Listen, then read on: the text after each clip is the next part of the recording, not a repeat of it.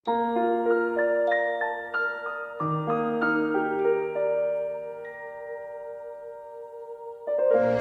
buhay OFW ay isang parang daan ng luntiang hindi mo alam ang dulo, basta patuloy ka lang sa pagtahak nito. Pagtahak sa daan na hindi mo tiyak, pero pag ang dedikasyon mo ay maabot ang iyong pangarap, walang posible. Walang posible kahit pa mahirap ang trabaho. Ganyan ang OFW. Titiisin ang lahat at hindi kailanman susuko. Pagsuko, salitang hindi uso sa aming mga OFW.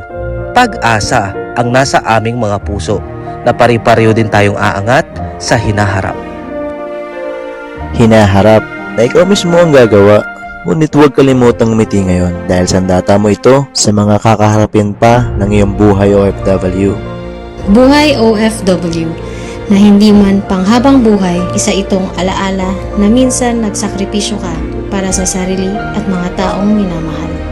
Pagmamahal sa bayan at sa ating bansang Pilipinas, kami ay patuloy na sumasaludo sa lahat ng mga OFW sa Saudi Arabia.